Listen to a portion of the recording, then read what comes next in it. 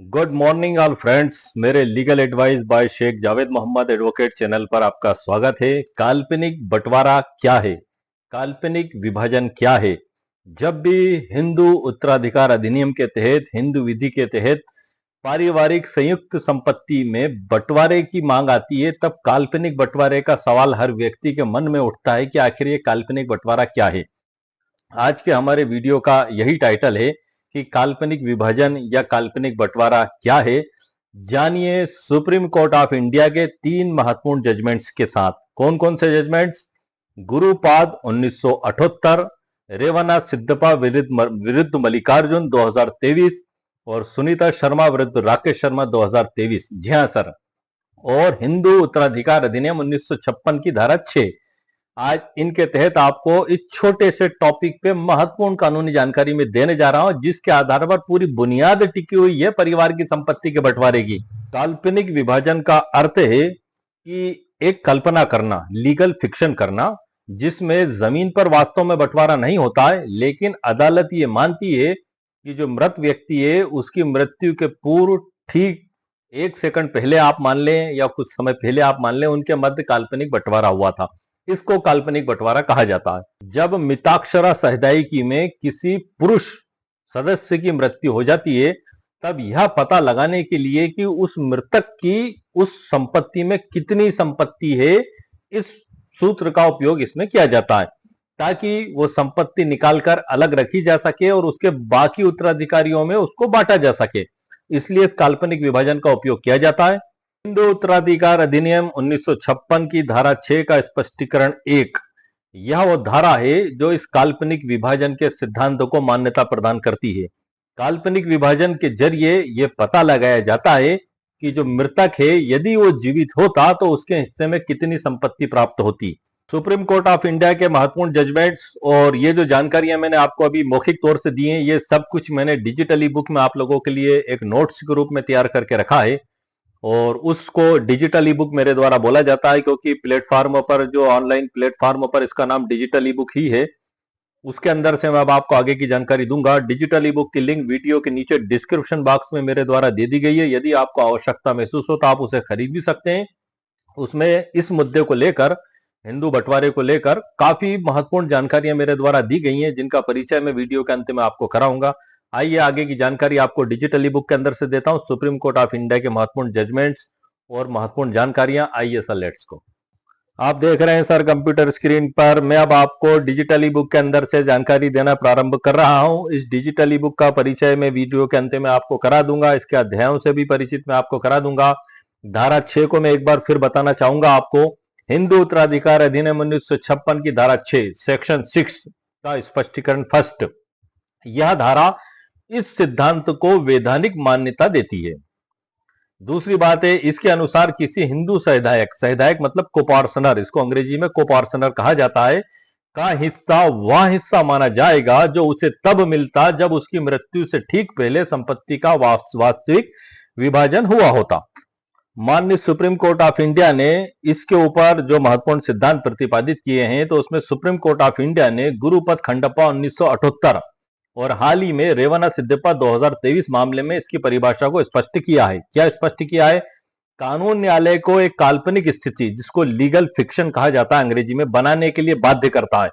अदालत को समय के चक्र को पीछे घुमाकर उस क्षण पर जाना होता है जब व्यक्ति जीवित था, और यह मानना होता है कि उसने अपने सहदैहिक समूह पुत्रों आब्लिक बेटियों के साथ बंटवारे की डिग्री ले ली थी।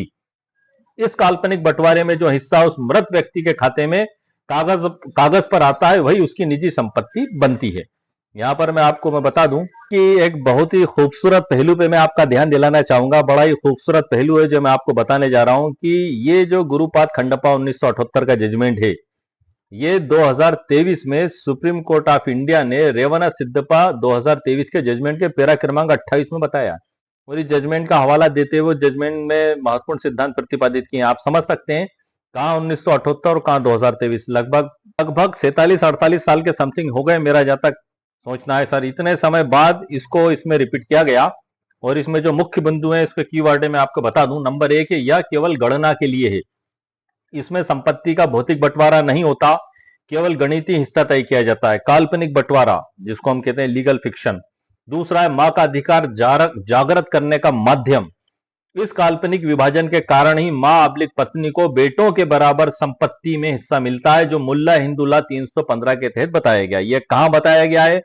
ये इसी जजमेंट के गुरुपाद खंडप्पा का जजमेंट है 1978 का। इस जजमेंट के अंदर सुप्रीम कोर्ट ऑफ इंडिया के द्वारा मुल्ला की विधि के 14वें संस्करण का हवाला देते हुए, उसके पृष्ठ क्रमांक 405 का हवाला देते हुए, अनुच्छेद 315 का हवाला देते हुए ये बात बताई गई है कि मां का हिस्सा जागृत हो जाता है जब पैतृक संपत्ति के बंटवारे की कार्रवाई की जाती है। मां उसमें कोपार्सनर नहीं है, मां दूसरे खानदान की है, कहीं और से किसी और की बेटी है, वहां से उनकी शादी होकर इस खानदान में आई है, तो वो कभी कोपार्सनर नहीं हो सकती हैं, क्योंकि पैतृक संपत्ति की परिभाषा यह कहती है 4 पीढ़ी। 4 पीढ़ी मतलब औलाद की औलाद, औलाद की औलाद, औलाद की औलाद। कैसे? आप, आपके पिता, आपके दादा, आपके परदादा, ये सब औलाद की औलाद आप चले आ रहे हैं। ये 4 पीढ़ी अगर मौजूद है और उनमें संपत्ति बिगर विभाजन के मौजूद है तो उसको पैतृक संपत्ति कहा जाता है। इसमें मां शामिल हो ही नहीं सकती, लेकिन कानून में फिर भी मां का हिस्सा दिया गया है। किस प्रकार से दिया गया है, जो मैं आपको जानकारी दे रहा हूं, ये मुल्ला की विधि के हवाले से जजमेंट के अंदर सब बताया गया। 2005 के बाद बदलाव। अब विनीता शर्मा विरुद्ध राकेश शर्मा 2020 का बड़ा फेमस और लैंडमार्क जजमेंट है। इसके बाद इस काल्पनिक विभाजन में बेटियों को भी बेटों के समान शुरुआत में ही बराबर का हिस्सेदार माना जाता है। तो ये स्थिति सर इसमें हो गई है। यहां पर मैं आपको थोड़ी सी महत्वपूर्ण जानकारी और बता दूं, मैं आपको अभी इसके अध्याय से भी परिचित करा दूंगा कि 1978 में जो गुरुपाद 1978 का फैसला आया, इसका पूरा नाम, पूरा क्रमांक ये डिजिटल ई बुक में लिख दिया है सर। मैं शॉर्ट में बोल रहा हूं, गुरुपाद 1978, डिटेल जानकारी उसमें लिखी हुई है, आप इससे भी ढूंढेंगे तो आपको मिल जाएगा। यह आया था 1978 में, अमेंडमेंट हुआ 2005 में, हिंदू उत्तराधिकार अधिनियम 1956 की धारा 6 में, और उसके बाद बेटियों को भी बेटे के बराबर अधिकार दे दिए गए, लेकिन 1978 में नहीं दिए गए थे। तो वहां पर बंटवारे का कुछ गणित अलग था। लोअर कोर्ट ने, जो हीराबाई नाम की महिला थी, उनके 2 बेटे और 3 बेटियां थी, 3, 2, 5 और 6 के करीब हिस्सेदार थे, तो वहां पर 1/24 के समथिंग कुछ उसमें बताया था। लेकिन सुप्रीम कोर्ट ऑफ इंडिया के द्वारा यह सिद्धांत प्रतिपादित किए गए कि पहले काल्पनिक बंटवारा किया जाएगा, उस हिस्से में बराबर हिस्से किए जाएंगे, और जो काल्पनिक बंटवारे में जो संपत्ति प्राप्त होगी उस संपत्ति में फिर वापस दोबारा हिस्सेदार हिस्सा प्राप्त करेंगे। यह आज भी लागू है। क्यों लागू है सर? क्योंकि मैंने आपको एक लेटेस्ट जजमेंट इसलिए आपके लिए ढूंढ कर लाया हूं मैं, रिवन्ना सद्दप्पा विरुद्ध मल्लिकार्जुन 2023 का सुप्रीम कोर्ट ऑफ इंडिया का जजमेंट है। जजमेंट के पैरा क्रमांक 28 में गुरुपाद खंडप्पा 1978 के जजमेंट का हवाला देते हुए यही सिद्धांत दोहराया गया है, और मां का हिस्सा यहां पर इसी प्रकार से जागृत होता है। कल ही मैंने एक वीडियो बनाया चैनल पर कि यदि बेटा दावा कर दे बाप की संपत्ति में और खड़ा होकर कह दे कि ये तो मेरा जन्म सिद्ध अधिकार है पिताजी, मेरा हिस्सा मुझे दो आप, तो जाहिर सी बात है भाई वो कोपार्सनर है, और खानदान में, उसी खानदान में जन्म लिया है, तो उसका तो जन्म से हक हो गया। उसको पिता की मृत्यु का भी इंतजार नहीं करना है, ना ही पिता से अनुमति लेने की आवश्यकता है। उसको ये कानून अधिकार देता है मिताक्षरा कानून के तहत कि वो उसकी संपत्ति में अंश की घोषणा करवा ले। अंश की घोषणा करवाने का वो दावा कोर्ट में बिल्कुल लगा सकता है। लेकिन सवाल ये उठता है कि जब कई बार ऐसा भी होता है कि बेटा ये सोचता है कि सारी संपत्ति में हड़प लूं, बाप को उनका हिस्सा मिल जाए पिताजी को, और इनको इनका हिस्सा मिल जाए, और माताजी को कुछ भी ना देना पड़े। तो इसी क्वेश्चन को मद्देनजर रखते हुए कल ही मैंने मेरे चैनल पर वीडियो अपलोड किया है कि मां को भी उसमें बराबर हिस्सा दिया जाएगा। कैसे दिया जाएगा, डिटेल जानकारी सुप्रीम कोर्ट ऑफ इंडिया के साइटेशंस और उससे रिलेटेड महत्वपूर्ण कानून मेरे द्वारा उस वीडियो में बताए गए हैं जो कल मैंने चैनल पर अपलोड किया है, और उससे रिलेटेड डिजिटल ई बुक की लिंक भी मेरे द्वारा उसी वीडियो के नीचे डिस्क्रिप्शन बॉक्स में मेरे द्वारा दे दी गई है।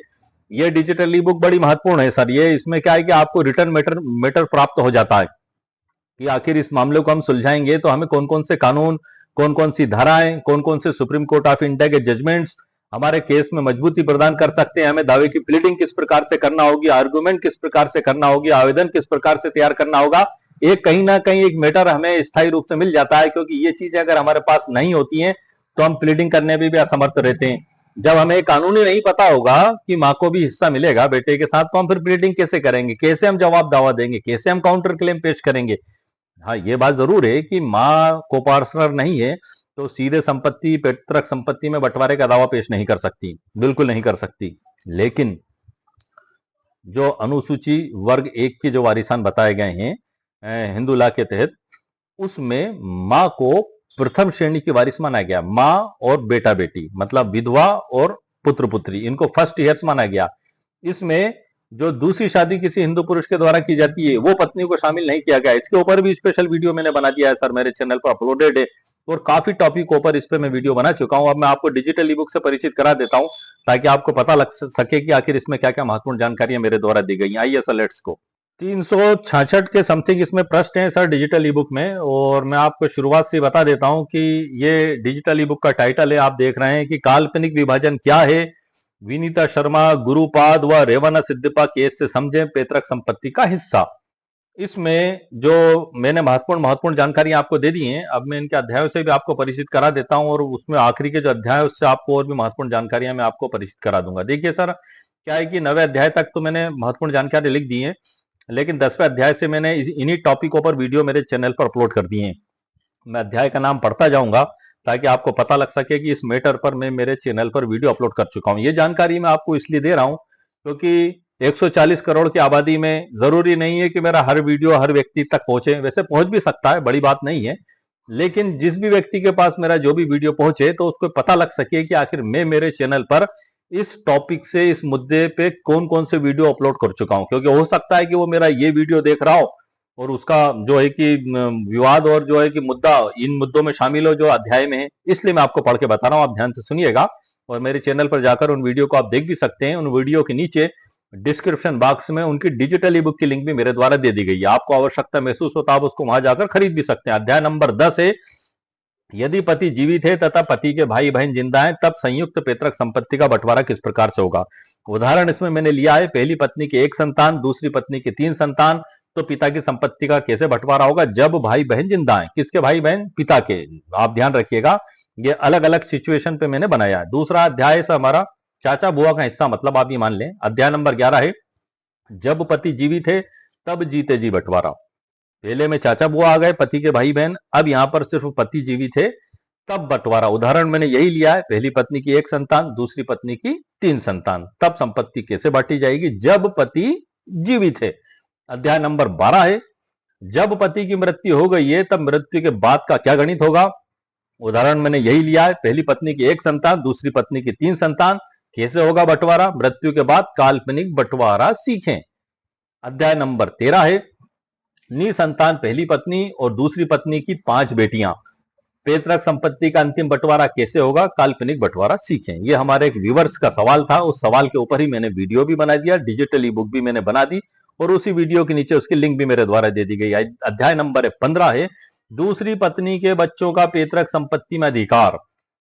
भाई अक्सर सवाल उठता है, किसी व्यक्ति ने 2 शादियां कर ली तो दूसरी पत्नी के बच्चों का क्या अधिकार होगा। हालांकि जो हिंदू विवाह अधिनियम 1955 की धारा 5 में विवाह की शर्तें दी गई हैं, कुल 5 शर्तें दी गई हैं, उसमें नंबर 1 शर्त यही है कि कोई भी हिंदू पुरुष जो शादी करता है उस समय उसकी कोई भी जीवित पत्नी नहीं होना चाहिए, और कोई भी हिंदू महिला जब शादी करती है तो उस समय उसका कोई भी जीवित पति नहीं होना चाहिए। यदि इस नियम का उल्लंघन होता है धारा 5 का, तो इसी अधिनियम की धारा 11 के तहत वो विवाह शून्य माना जाएगा, और यमुना देवी सुप्रीम कोर्ट ऑफ इंडिया के जजमेंट में ऐसे विवाह को शून्य बताया गया है। और भी सुप्रीम कोर्ट ऑफ इंडिया के कई जजमेंट्स हैं, तो वो पत्नी संपत्ति में हिस्सा प्राप्त नहीं करेगी, लेकिन दूसरी पत्नी से उत्पन्न संतान जो पति है, जो उनके पिता की संपत्ति में जो जिसको कहते हैं पैतृक संपत्ति में उनके पिता को जो हिस्सा प्राप्त होगा उसमें हिस्सा प्राप्त करेंगे। डायरेक्ट पैतृक संपत्ति में वो भी प्राप्त नहीं करेंगे। डायरेक्ट पैतृक संपत्ति में अधिकार पहली पत्नी का और उनके बच्चों का ही होगा। सबसे पहले काल्पनिक बंटवारा करके इनके तीनों के हिस्से निकाले जाएंगे, उसके बाद जो मृतक का हिस्सा आएगा उसमें ये दूसरी पत्नी के बच्चे हिस्सा प्राप्त करेंगे। और इसी अधिनियम, हिंदू विवाह अधिनियम 1955 की धारा 16 के 3 के तहत इनको धर्मज वैलिड संतान माना जाएगा, लेकिन पत्नी को वैलिड पत्नी नहीं माना जाएगा, ये आप ध्यान रखिएगा।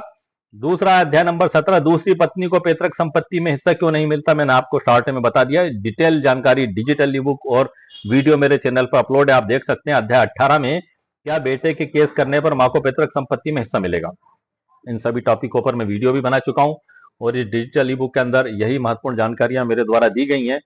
और इसकी लिंक वीडियो के नीचे मेरे द्वारा दे दी गई है। मात्र 299 रुपए इसकी कीमत मेरे द्वारा रखी गई है। खरीदने का तरीका मैं आपको शॉर्ट में बता दूं, दो लिंक दी गई हैं, एक मेरी वेबसाइट की और एक गूगल की। गूगल पे भी मेरी आपको डिजिटल ई बुक मिल जाएगी।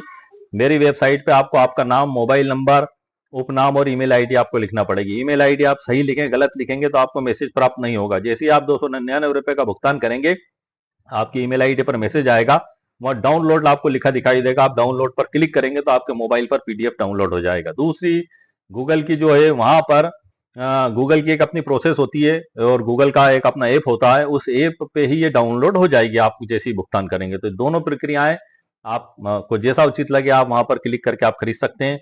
आज के वीडियो में आपको मैंने महत्वपूर्ण टॉपिक पे महत्वपूर्ण कानूनी जानकारी सर प्रदान कर दी। एक छोटा सा टॉपिक है कि आखिर ये काल्पनिक विभाजन क्या है। ये कल्पना की जाती है कि वो जो मृतक है वो मृतक नहीं, वो जीवित है। मतलब मृत्यु के 1 सेकंड पहले मान लें आप उसकी संपत्ति का बंटवारा हुआ, तो मतलब जीवित था मृत्यु से 1 सेकंड पहले, तो उसको आधार मानकर यह बंटवारा किया जाता है और इसको कानूनी मान्यता प्रदान करती है हिंदू उत्तराधिकार अधिनियम 1956 की धारा 6 और मुल्ला विधि का 14वां संस्करण और उसका पृष्ठ क्रमांक 403 अनुच्छेद 315 और साथ ही सुप्रीम कोर्ट ऑफ इंडिया के जो जजमेंट्स हैं, गुरुपाद 1978, सुनीता शर्मा विरुद्ध राकेश शर्मा 2020, रेवाना सिद्धपा विरुद्ध मल्लिकार्जुन 2023, ये सब जजमेंट्स की पूरी आपको जानकारी डिजिटल ई बुक में सर मिल जाएगी। मैं आपको शॉर्ट में बता रहा हूं इनके शीर्षक जजमेंट के, लेकिन इनका जजमेंट्स का क्रमांक, निर्णय दिनांक, प्रकरण क्रमांक सब कुछ मैंने डिटेल में लिखा हुआ है डिजिटल ई बुक में, आपको वहां प्राप्त हो जाएगा। तो आज के वीडियो में आपको मैंने सर मुकम्मल कानूनी जानकारी प्रदान कर दी है। उम्मीद है आपको मेरा वीडियो पसंद आया होगा। मेरे वीडियो को आप लाइक भी करें, शेयर भी करें और सब्सक्राइब भी करें। ओके, शुक्रिया, थैंक यू सर।